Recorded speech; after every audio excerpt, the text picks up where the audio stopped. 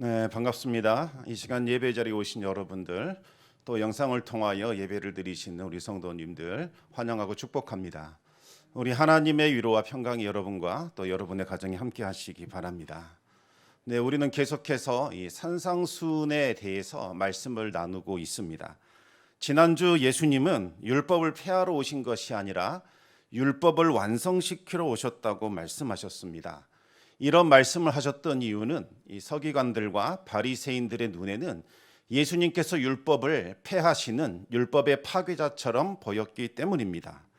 서기관과 바리새인들은 율법을 아주 중요하게 여겼습니다. 왜냐하면 그들은 이스라엘이 멸망했던 이유를 바로 율법에서 찾았기 때문입니다. 하나님이 주신 율법을 무시했기 때문에 멸망했다고 생각했던 거지요. 만약 이제라도 이스라엘이 온 마음과 온 정성과 뜻을 다해서 율법을 철저히 지킨다면 이스라엘은 다시 회복될 것이고 로마의 이 압제로부터 벗어나게 될 것이라는 그와 같은 믿음을 가지고 있었습니다. 그래서 그들은 할 수 있으면 더욱더 철저하게 그리고 엄격하게 율법을 지키고자 힘쓰고 노력을 했습니다. 율법을 지키는 것만으로는 부족하다 생각을 해서 더욱더 엄격하고 까다로운 규정들을 만들어 전통으로 삼아 지켰던 거죠. 이렇게 하는 것이 율법을 잘 지키는 것이며 그들이 하나님 앞에 의롭게 되는 길이라고 그렇게 믿었습니다.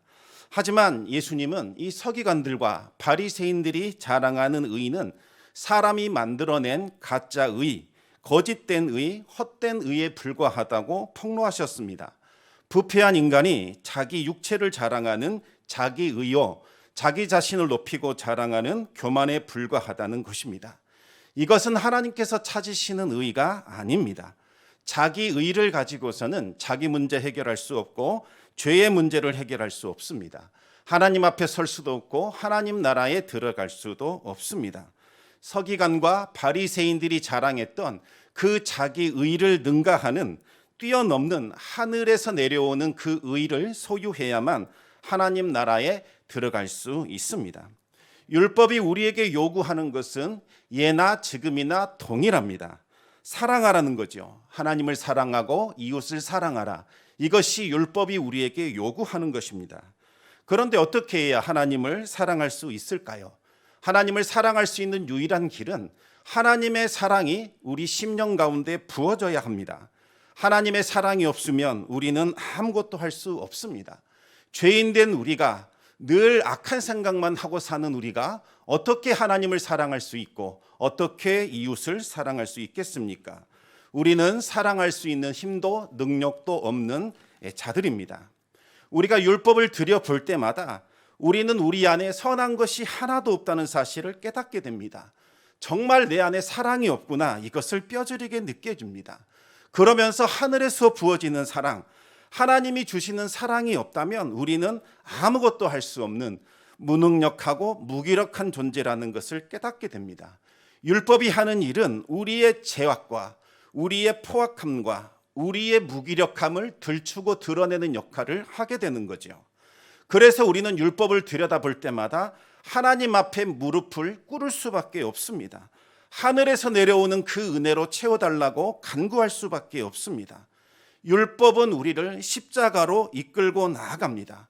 우리 자신이 가진 의로는 구원받을 수 없고 저 십자가에서 흘러내려오는 십자가에서 베풀어 주시는 그 은혜로만 우리의 죄를 씻고 구원받을 수 있다는 것을 깨닫게 됩니다. 그래서 율법을 가리켜서 이전 성경에서는 몽학 선생이라고 불렀습니다. 몽학 선생이라는 말은 어린 아이들을 가르치는 훈장님, 그분을 말씀하는 겁니다. 율법은 우리에게 은혜가 필요하다는 것을 깨우쳐 주기 때문에 훈장님이라고 불렀던 겁니다. 십자가에서 흘러나오는 그 하나님의 사랑이 우리 심령 가운데 부어질 때에 우리는 비로소 누군가를 사랑할 수 있는 존재가 됩니다. 하나님의 그 사랑을 경험해야만 하나님을 사랑할 수 있고 이웃을 사랑할 수 있습니다. 십자가 은혜를 충만하게 누린 사람만이 받은 바 은혜를 다른 사람에게 나누어 줄 수 있습니다. 이와 같이 사랑하고 나누며 살아가는 것, 이것이 바로 빛과 소금으로 살아가는 것이요 팔복의 말씀을 지키며 살아가는 것입니다. 예수님은 십자가 사역을 통해서 이와 같은 율법을 완성시키셨습니다. 이제 예수님께서는 그 하늘의 의를 가진 사람, 이 제자들은 어떻게 율법을 해석하고 적용하며 살아야 하는지에 대해서 말씀해 주셨습니다. 예수님께서 율법을 해석해 주시고 적용시켜 주셨던 것은 이전의 서기관들이나 바리새인들이 가르쳤던 가르침과는 차원 자체가 달랐습니다. 오늘 본문은 특별히 율법 10계명의 6계명과 7계명에 대해서 말씀하고 있습니다. 다들 알다시피 6계명은 살인하지 말라는 계명이고 7계명은 간음하지 말라는 계명입니다. 오늘 말씀을 통해서 하나님의 자녀들은 어떻게 이 율법 말씀을 해석하고 적용해야 하는지 은혜를 함께 나누도록 하겠습니다. 이 서기관과 바리새인들은 살인하지 말라는 계명을 어떻게 가르쳤을까요? 마태복음 5장 21절 말씀을 우리 같이 읽어보겠습니다. 옛 사람에게 말한 바 살인하지 말라, 누구든지 살인하면 심판을 받게 되리라 하였다는 것을 너희가 들었으나. 아멘. 서기관과 바리새인들도 살인하지 말라 이렇게 가르쳤습니다. 그런데 그들은 왜 살인하지 말아야 하는지 그 이유를 하나 더 붙여놨습니다. 살인하면 심판을 받는다는 겁니다.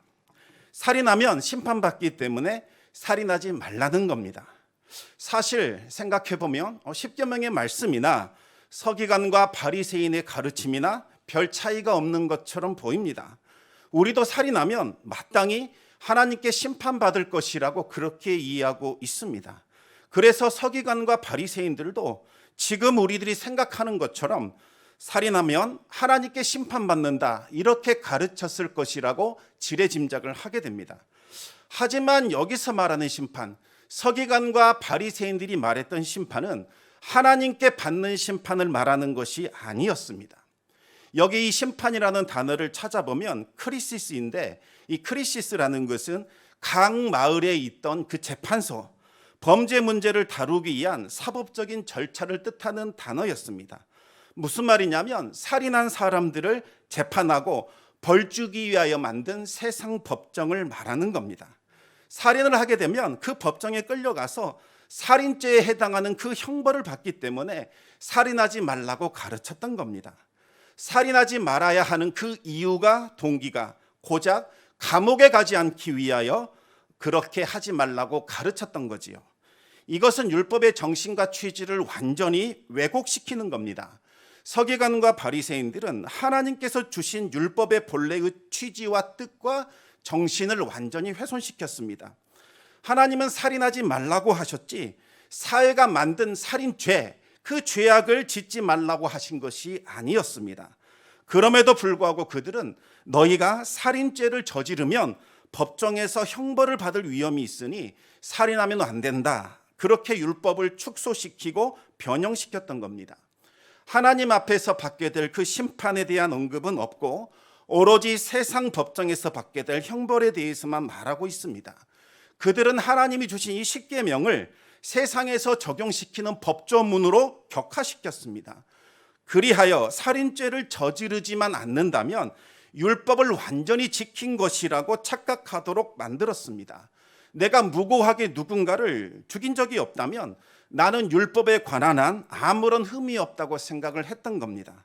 그들은 스스로를 의로운 자라고 간주했고 하나님께 적절한 보상을 받을 자격이 있다고 착각하는 자기의에 빠지게 되었습니다. 그러나 예수님은 그들의 위선과 거짓을 폭로하였습니다. 서기관과 바리새인이 의와 율법을 조작했다는 것을 드러내셨습니다. 그들은 하나님의 율법을 자기 자신의 수준과 입맛에 맞게 조작하고 깎아내리고 변형시켰습니다. 그들은 하나님의 율법을 지켰다고 그렇게 주장했지만 그들이 지킨 것은 하나님의 율법이 아니라 스스로가 만들어낸 자기 율법에 불과했습니다. 이러한 위선과 거짓을 뒤늦게 깨달았던 사람이 바로 사도 바울입니다. 사도 바울도 바리새인이었습니다. 바울은 자기 자신을 보니까 흠이 전혀 없는 의로운 자였습니다. 율법에 관한 한 나에게서 아무 흠결을 찾을 수 없다, 그렇게 자부했습니다. 그래서 자기 자신에 대해서 말하기를 나는 이스라엘에게 율법의 빛을 비춰주는 자요, 어리석은 자들을 생명으로 인도하는 이스라엘의 선생이라고 생각을 했습니다. 연약한 양떼와 같은 이스라엘을 돌보고 양육하는 이스라엘의 아버지다, 이렇게 자처했습니다. 자기 의로 충만했던 바울은 모든 것의 판단 기준이 자기 자신이었고 자기 자신이 잣대였습니다. 스데반 집사를 돌로 쳐서 죽이는 그 현장을 진두지휘하면서도 아무런 거리낌이 없었습니다. 스데반 집사가 마지막 순교의 자리에서 성령으로 충만하여 영광 가운데 그의 영혼이 하나님께 돌아가는 그 장면을 보고서도 깨달은 바가 없었습니다. 오히려 이 스데반의 죽음을 당연한 것으로 여겼습니다.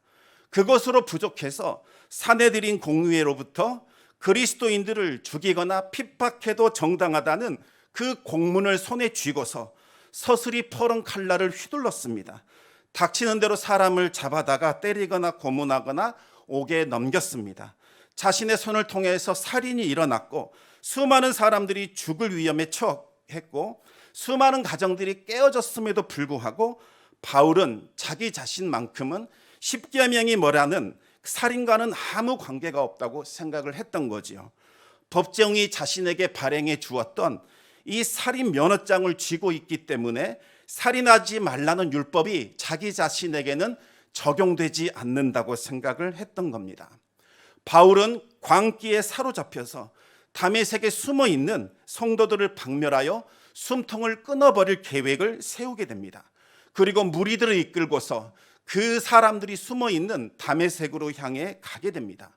다메섹으로 가는 도중에 부활하신 예수님께서 비춰주신 그 영광의 광채를 직접 만나기 전까지 바울은 여전히 자신을 정의의 사도요, 빛의 사자요, 하나님의 대리자로 착각하고 있었습니다. 하지만 부활하신 주님으로부터 쏟아져 내리는 그 영광의 빛에 압도된 후에야 지금까지 자기 자신은 흑암과 멸망과 죄악 가운데 있었다는 것을 깨닫게 됩니다. 왜 나를 핍박하느냐? 주님의 음성을 듣고서야 내가 지금까지 하나님의 원수된 자로 살아왔구나, 그렇게 행동했구나, 그 사실을 알게 됩니다. 얼마나 큰 충격을 받았던지 바울은 3일간 먹지도 못했고 마실 수도 없었습니다. 훗날 바울은 자신이 얼마나 큰 죄인인지를 고백했습니다. 바울은 자기 자신을 향하여 나는 의로운 자라 그렇게 자처했던 그 과거의 모습을 보면서 그때 나는 비방자요, 박해자요, 폭행자였다, 이렇게 고백을 했고 죄인 중에 괴수였다, 그렇게 고백을 했습니다. 살인하지 말라는 율법의 말씀은 단순히 세상 법정이 말하는 무고하게 사람을 죽이는 살인죄를 저지르지 말라는 세상 법정의 법조문이 아닙니다. 살인만 하지 않는다면 어떤 악한 일을 저지를지라도 나는 십계명을 어기지 않았다, 나는 살인하지 않았으니 하나님 앞에 당당하다, 그와 같은 생각은 예수님 하나님이 의도하신 것이 아닙니다. 이와 같은 생각은 사탄적인 발상에서 나온 겁니다. 예수님은 그와 같은 해석을 할 수 있는 여지 자체를 완전히 무너뜨리셨습니다.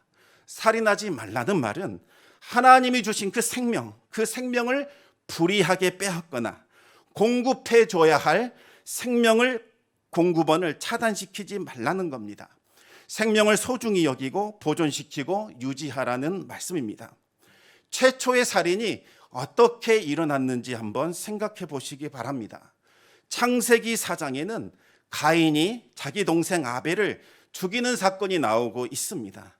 살인이 일어나게 된 계기는 가인과 아벨이 드리는 이 제사와 관련이 있습니다. 하나님께서 이 가인이 드리는 제사는 받지 않으셨지만 아벨이 드리는 제사는 받으셨습니다. 여기서 받아주셨다는 말은 관심을 가지고 지켜보셨다라는 뜻을 가지고 있습니다. 하나님은 아벨과 아벨이 드리는 제사에 아주 큰 관심이 있었습니다. 그러나 가인이 드리는 제사에는 얼굴을 돌리셨습니다. 그때 가인에게서 가장 먼저 나타나는 것이 바로 분노였습니다. 가인의 얼굴은 분노로 가득 차서 안색이 변했습니다. 창세기 4장 6절과 7절 말씀을 같이 한번 읽어보겠습니다. 여호와께서 가인에게 이르시되 내가 분하여 함은 어찌 됨이며 안색이 변함은 어찌 됨이냐. 내가 선을 행하면 어찌 낯을 들지 못하겠느냐. 선을 행하지 아니하면 죄가 문에 엎드려 있느니라. 죄가 너를 원하나 너는 죄를 다스릴지니라. 아멘. 왜 하나님께서 가인의 제사를 받지 않으셨을까? 짐작해 볼 수 있습니다. 가인에게는 해결되지 않는 죄의 문제가 있었습니다. 제사의 본질은 죄를 속하여 죄를 제거하는 겁니다. 제사를 통하여 이 죄의 문제가 해결되어야 하나님과의 관계가 회복이 되고 하나님은 그 사람을 온전하게 받아주셔서 은혜와 복을 부어주시는 그와 같은 일들이 일어나게 됩니다. 그런데 이 분노하는 가인의 모습을 보면 가인의 제사는 진심이 담겨져 있지 않는 형식적인 제사였다는 것을 알 수 있습니다. 가인의 제사는 죄를 해결할 수 없는 형식적인 제사에 불과했습니다. 하나님은 가인을 향하여 왜 분노하느냐 책망하셨고 선을 행하라 촉구하셨습니다. 그리고 죄를 다스리라 책망하셨지요. 여기에서 보면 가인의 분노, 선한 일을 하지 않는 것, 죄, 살인, 이것이 서로 긴밀하게 연결되어 있다는 것을 알 수 있습니다. 그렇다면 하나님께서 가인을 향하여 말씀하셨던 선을 행하지 않았다. 이 말씀은 구체적으로 무엇을 의미하는 걸까요? 우리 함께 창세기 4장 9절 말씀을 같이 한번 읽어보겠습니다. 여호와께서 가인에게 이르시되 내 아우 아벨이 어디 있느냐? 그가 이르되 내가 알지 못하나이다. 내가 내 아우를 지키는 자니이까. 가인이 아벨을 죽인 후에 하나님께서 너의 아우 아벨이 어디 있느냐 물으셨습니다. 그러자 가인이 말합니다. 제가 제 아우를 지키는 자입니까? 이렇게 항변합니다. 가인에게는 뭔가 분노와 답답함이 있었는데 그것이 바로 자신의 아우를 돌보는 것, 지키는 것, 이것과 관계가 있었습니다. 가인이 해야 할 일들 중에 하나는 바로 자신의 동생 아벨을 돌보고 지키는 일이었습니다. 가인에게는 동생 아벨을 사랑하며 돌보며 지켜줘야 할 책임이 있었던 거지요. 가인이 형이기 때문에 그래야 했기도 했지만 아벨은 가인에 비해서 많이 연약했던 것으로 추정이 됩니다. 아벨이라는 이름의 뜻이 공허, 헛되다 이런 뜻이 있습니다. 가인이 태어날 때는 득남하였다. 하나님이 선물 주셨다. 온 가족이 기뻐했지만 아벨이 태어났을 때는 허무하다, 공허하다 이와 같은 고백이 나타났습니다. 하나님의 사랑과 은혜를 힘입어 살아가는 하나님의 백성이라면 마땅히 연약한 형제를 돌보고 지켜줘야 할 책임이 있습니다. 이것이 하나님 앞에 선한 일이지요. 그러나 가인은 그와 같은 책임을 맡는 것이 너무나 싫었던 것 같습니다. 여태껏 부모의 사랑을 독차지하고 하나님의 사랑을 온몸에 받으면서 살아왔는데 어느 날 갑자기 볼품없는 이 동생이 태어나서 부모의 사랑을 빼앗아가는 것이 너무나 싫었고 하나님께서 아벨을 긍휼히 여기시고 돌보는 것도 싫었을 겁니다. 특히 싫었던 것은 아벨을 관리하고 돌보고 책임지는 일, 이것이 너무나 싫었던 거지요. 그래서 가인은 늘 아벨을 향하여 뭔가 피해의식이 있었고 그를 향한 분노와 또 그를 향한 미움이 자리 잡고 있었습니다. 마태복음 5장 22절 말씀을 우리 같이 한번 읽어보겠습니다. 나는 너희에게 이르노니 형제에게 노하는 자마다 심판을 받게 되고 형제를 대하여 라가라 하는 자는 공회에 잡혀가게 되고 미련한 놈이라 하는 자는 지옥불에 들어가게 되리라. 아마도 가인은 동생 아벨에게 사사건건 분노를 터뜨리면서 트집을 잡았을 겁니다. 아벨이 마음에 들지 않은 행동을 하면 너는 존재 자체가 쓸모없다, 라가라고 불렀을 것이고 조금만이라도 뭔가 실수하면 미련한 놈이라고 욕설을 퍼부었을 겁니다. 가인에게는 하나님이 주신 사랑과 은혜를 아벨에게 흘려보내줘야 할 책임이 있었습니다. 하지만 가인은 끓어오르는 그 분노를 느끼면서 아벨에게 주어야 할 생명을 끊어버렸습니다. 따뜻한 말, 따뜻한 눈길, 부드러운 손길을 거둬들이고 폭력적인 말, 정죄하는 눈빛과 거친 손길을 주었습니다. 가인에게는 늘 아벨이 좀 없어졌으면 좋겠다. 아벨의 존재를 지워버리고 싶은 그와 같은 충동을 느꼈을 겁니다. 가인의 심령에는 아벨에 대한 분노와 시기심과 질투와 살인의 영으로 가득 차 있었습니다. 하나님은 가인이 제사를 드리기에 앞서 먼저 그의 심령을 지배하고 있는 그 죄의 문제를 해결하기를 원하셨습니다. 가인은 하나님의 말씀에 따라 자신의 심령 가운데 있는 죄를 제거해야만 했습니다. 그러나 가인은 그것을 거절합니다. 그러면서도 계속해서 형식적인 제사를 드리게 됩니다. 이와 같은 제사를 하나님께서 어떻게 받아주시겠습니까? 마태복음 5장 23절과 24절 말씀을 같이 한번 읽겠습니다. 그러므로 예물을 제단에 드리려다가 거기서 내 형제에게 원망 들을 만한 일이 있는 것이 생각나거든 예물을 제단 앞에 두고 먼저 가서 형제와 화목하고 그 후에 와서 예물을 드리라. 가인은 형식적인 제사를 드렸을 뿐 그의 마음에는 그 미움이나 시기심이나 살인 충동에 대한 뉘우침이나 회개가 없었습니다. 하나님을 향한 경외심도 없었습니다. 어떻게 가인의 제사를 하나님께서 받아주실 수 있겠습니까? 죄의 문제를 해결하지 못한 가인은 이제 완전히 죄에게 사로잡혀서 동생 아벨을 들판으로 불러내어 돌로 쳐서 죽이는 살인을 범하게 됩니다. 여러분, 가인의 살인이 언제부터 시작되었다고 생각되십니까? 세상 법정에 의하면 돌로 쳐서 죽이는 순간 살인이 일어난 것으로 간주합니다.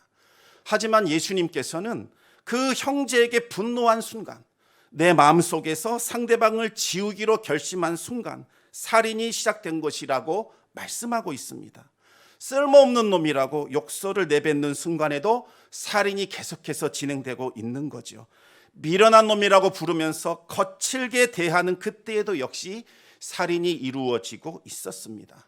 세상 법정의 관점에서는 무죄다 판단받겠지만 하나님의 법정에서는 지옥불에 해당되는 형벌을 받게 됩니다. 이럴 때 해야 할 일은 먼저 분을 풀고 형제와 화해를 이루는 것입니다. 하나님께서 용서해라, 화해하라 이와 같은 마음을 주신다면 먼저 가서 화목하고 그 후에 와서 제사를 드려야 합니다. 우리가 진정으로 회개할 때에만 우리의 죄를 용서받을 수 있기 때문입니다. 죄악을 품은 채로 드리는 제사는 하나님께서 받아주시지 않으십니다. 시편 66편 18절 말씀을 같이 한번 읽겠습니다. 내가 나 마음에 죄악을 품었더라면 주께서 듣지 아니하시리라. 우리가 악한 마음을 품고서 예배 자리에 그대로 나온다면 예배도 막히게 되고 기도도 막히게 됩니다. 하나님이 주시는 은혜를 경험할 수 없습니다. 우리가 누군가를 향하여 지속적으로 분노하는 감정을 가지고서 그 감정을 풀지 않는다면, 끝까지 누군가를 용서하지 않는다면 우리 안에는 끊임없이 살인 충동이 일어나게 됩니다. 욕설을 퍼붓고 거칠게 대한다면 살인하지 말라는 십계명의 말씀을 어기고 있는 겁니다. 지옥불에 던져지는 그 형벌에 해당하는 죄악을 계속해서 저지르고 있는 셈입니다. 그 누가 감히 이와 같은 상황인데 하나님 앞에서 나는 떳떳하다 자랑할 수 있겠습니까? 그 어떤 사람이 감히 나는 율법의 의로는 전혀 흠잡을 데가 없다 이렇게 자신의 육체를 자랑할 수 있겠습니까? 누구라도 죄인이라고 고백할 수밖에 없고 하나님의 자비와 긍휼을 구할 수밖에 없습니다. 하나님께서 숨겨진 죄악을 지적해 주실 때에 우리는 마땅히 죄를 고백하고 회개해야 합니다. 진정한 회개는 용서와 화해로 나타나게 됩니다. 그것이 없는 회개는 가짜 회개에 불과합니다. 성도 여러분, 만약 여러분 안에 누군가를 향한 분노가 계속해서 있다면, 없어진 줄 알았는데 순간순간 떠오르는 그 분노가 있다면 빨리 그 분노를 끊어버리시기 바랍니다. 더 이상 분노를 품지 마시기 바랍니다. 에베소서 4장 26절과 27절 말씀을 같이 한번 읽어보겠습니다. 분을 내어도 죄를 짓지 말며 해가 지도록 분을 품지 말고 마귀에게 틈을 주지 말라. 순간적인 충동을 이기지 못해서 내가 분을 낼지라도 죄를 짓는 데까지 가서는 안 됩니다. 욕설하거나 거친 행동으로 이어지면 안 된다는 말씀입니다. 설령 분을 품다 할지라도 해가 지도록 분을 품어서는 안 됩니다. 잠자고 일어나면 품었던 분노를 다 끊어버리셔야 합니다. 그렇지 않으면 마귀가 들어올 수 있는 틈이 벌어지게 됩니다.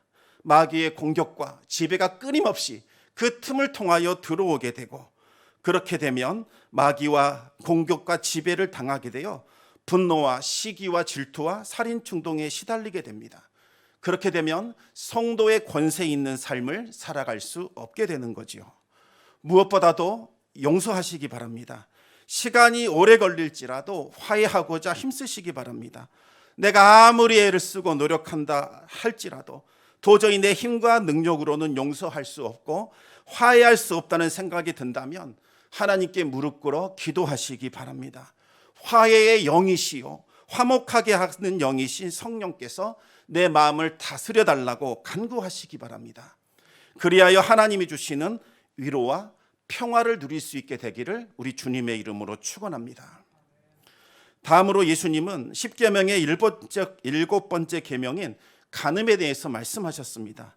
서기관과 바리새인은 간음하지 말라는 계명을 하나님께서 각 사람에게 순결을 요구한 것이다 이렇게 가르치지 않고 다른 사람의 것을 훔치는 절도의 문제라고 가르쳤습니다. 무슨 말이냐면 십계명이 말하는 간음은 다른 사람의 아내나 약혼자를 도둑질하는 것, 이것으로 해석을 한 겁니다. 그런 파렴치한 행위를 하지 않는 사람은 십계명이 말하는 간음에서 자유롭다 이렇게 가르친 거지요. 그래서 바리새인들은 광장에 서서 당당하게 간음과는 아무 관계가 없는 사람이라고 떳떳하게 기도하면서 자신들의 의를 자랑할 수 있었습니다. 누가복음 18장 11절 말씀을 같이 한번 읽어보겠습니다. 바리새인은 서서 따로 기도하여 이르되 하나님이여 나는 다른 사람들 곧 토색, 불의, 간음을 하는 자들과 같지 아니하고 이 세리와도 같지 아니함을 감사하나이다. 그러나 십계명이 말하는 이 간음은 서기관과 바리새인이 가르치는 절도죄의 문제가 아닙니다. 하나님과의 거룩한 연합을 무너뜨리는 모든 불법적인 결합, 이것이 바로 간음입니다. 간음의 본질은 하나님과 연결되지 않고 불법적인 것, 금지된 것, 이것과 연결되는 것을 말합니다. 마태복음 5장 28절을 같이 한번 읽겠습니다. 나는 너희에게 이르노니 음욕을 품고 여자를 보는 자마다 마음에 이미 간음하였느니라. 육체적인 간음만 십계명에 해당하는 것이 아니라 정신적인 간음과 영적인 간음까지 다 포함되고 있습니다. 육체가 불법적인 것에 결합을 하면 그것은 육체적인 간음이 되는 것이고, 우리의 정신이 불법적인 것과 결합하면 정신적인 간음이 되는 것입니다. 우리의 영이 불법적인 것과 결합하면 그것은 영적 간음이 되는 거지요. 이 간음은 성도의 거룩함과 성결함을 단번에 무너뜨립니다. 육체적인 간음은 결혼의 테두리를 벗어나는 모든 성적인 결합을 뜻합니다. 이성 간의 결합, 동성 간의 결합, 짐승이나 다른 육체와의 결합이 다 여기에 해당됩니다. 정신적인 간음은 음욕을 품은 상태로 바라보거나 부정한 일들을 상상하는 것을 뜻합니다. 영적인 간음은 하나님이 아닌 다른 것을 섬기고 사랑하고 신뢰하는 탐욕과 우상 숭배를 말하는 겁니다. 하나님보다도 세상을 더 사랑하는 것, 이것도 영적 간음에 해당됩니다. 간음이 가지고 있는 파괴력은 실로 강력합니다. 거인 골리앗도 다윗을 이기지 못했고 사울의 절대 권력도 다윗을 파괴하지 못했습니다.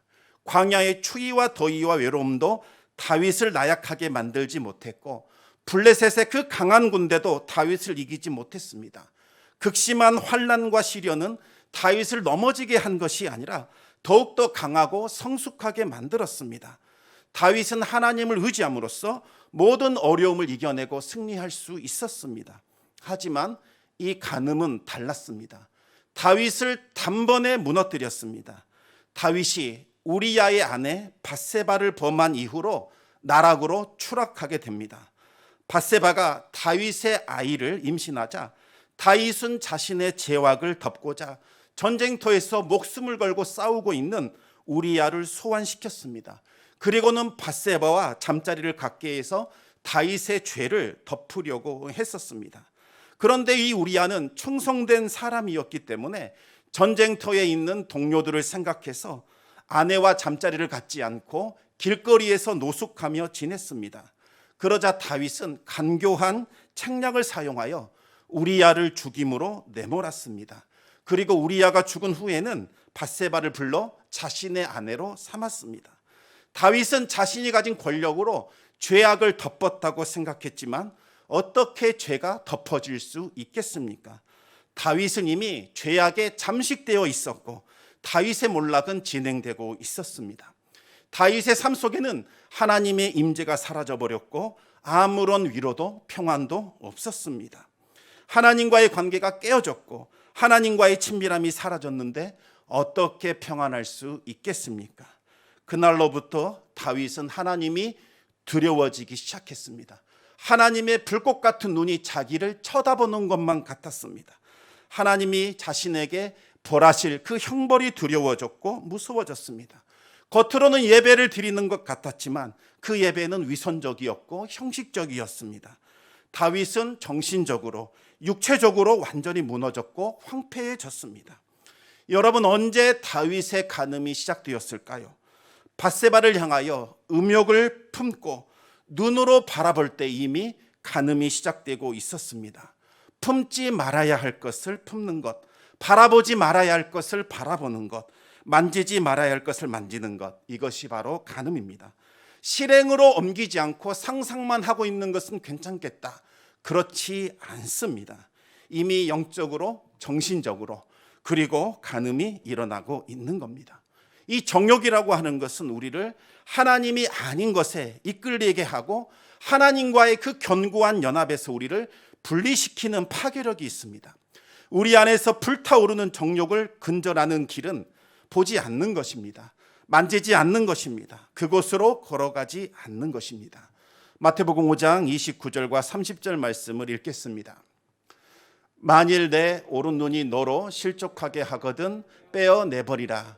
내 백체 중 하나가 없어지고 온몸이 지옥에 던져지지 않는 것이 유익하며 또한 만일 내 오른손이 너로 실족하게 하거든 찍어내버리라. 내 백체 중 하나가 없어지고 온몸이 지옥에 던져지지 않는 것이 유익하니라. 실족한다는 말은 걸려서 넘어진다는 의미입니다. 하나님이 아닌 것, 이것에 이끌리게 만들고 하나님과의 그 거룩한 연합에서 분리시키는 정욕이 우리를 넘어지게 만드는데, 만약 그 정욕이 눈에서부터 비롯된다면 빼어버리고 그 정욕이 우리의 오른손에서부터 나오는 것이라면 찍어버리라는 말씀입니다. 그 하나를 버리는 것이 온몸이 지옥불에 던져지는 것보다 유익하기 때문입니다. 3세기의 유명한 신학자였던 오리겐은 말씀을 문자적으로 해석해서 자꾸 자신의 정욕을 일으키는, 자신의 신체를 절단하는, 거세하는 그와 같은 일을 행하였습니다. 하지만 이 오리겐의 행동은 절대로 바람직한 것이 아닙니다. 오히려 예수님의 말씀을 오해한 겁니다. 예수님은 육체를 제거하라고 말씀하신 것이 아니라 불타오르는 정욕을 제거하라고 말씀하셨습니다. 육체를 제거한다 할지라도 우리의 정욕은 사라지지 않습니다. 그래서 325년 니케아 종교회의에서 이와 같은 야만적인 관행을 금지시켰습니다. 그러면 어떻게 해야 우리는 우리의 온몸을 지옥으로 이끌어가는 이 정욕의 문제를 해결할 수 있을까요? 사도 요한은 여기에 대한 해결책을 우리에게 제시하고 있습니다. 요한일서 2장 15절에서 17절까지 말씀을 같이 한번 읽겠습니다. 이 세상이나 세상에 있는 것들을 사랑하지 말라. 누구든지 세상을 사랑하면 아버지의 사랑이 그 안에 있지 아니하니, 이는 세상에 있는 모든 것이 육신의 정욕과 안목의 정욕과 이생의 자랑이니 다 아버지께로부터 온 것이 아니요 세상으로부터 온 것이라. 이 세상도 그 정욕도 지나가되 오직 하나님의 뜻을 행하는 자는 영원히 거하느니라. 아멘. 오직 하나님의 은혜, 그 은혜로만 정욕을 이길 수 있습니다. 성도는 예수님의 피로 구원받았지만 주님이 다시 오시기 전까지는 죄의 영향력 아래에 있을 수밖에 없습니다. 우리의 마음으로는 구원의 진리를 쫓아가지만 우리의 육체에는 세상의 쾌락을 쫓아가고자 하는 죄의 성향이 여전히 남아 있습니다. 어거스틴은, 그 위대한 어거스틴도 날마다 이 죄의 정욕의 유혹에 시달렸어야 했습니다. 그래서 날마다 정욕을 이길 수 있는 힘을 달라고 기도했지요.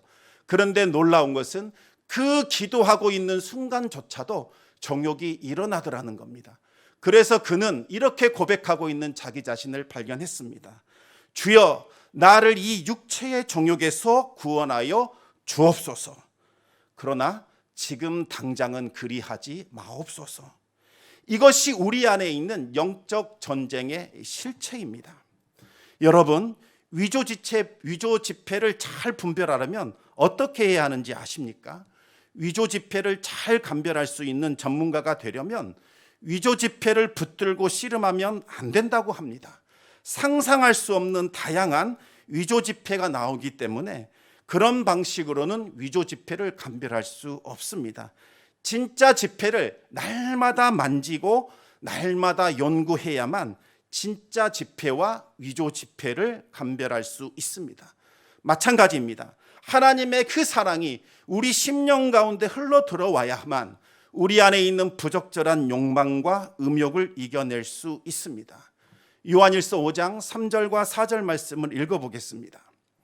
하나님을 사랑하는 것은 이것이니 우리가 그의 계명을 지키는 것이라. 그의 계명들은 무거운 것이 아니로다. 무릇 하나님께로부터 난 자마다 세상을 이기느니라. 세상을 이기는 승리는 이것이니 우리의 믿음이니라. 아멘. 하나님께로부터 난 사람은 하나님을 믿고 하나님을 뜨겁게 사랑하고 하나님의 뜻을 행하며 살아갑니다. 그 사람에게 하나님의 사랑이 부어져서 세상을 이길 수 있도록 해주신다는 말씀입니다. 이제 마지막 예화를 드리겠습니다. 인디언 추장이 손자에게 이런 말을 했습니다. 내 마음에는 2마리의 늑대가 끔찍한 싸움을 날마다 벌인단다. 한 마리는 악이라고 하는 늑대인데 분노와 질투와 후회와 탐욕과 오만과 자기 연민과 죄책감, 억울함, 열등감, 거짓말, 그릇된 자부심, 우월감, 자기불신, 그리고 자존심이란다. 다른 한 마리의 늑대는 선이라고 하는 늑대인데 기쁨과 평화, 사랑, 희망, 평온, 겸손, 친절, 자비, 공감, 관대, 진실, 연민, 그리고 믿음이란다. 너의 마음속에도 똑같은 싸움이 일어나고 있단다.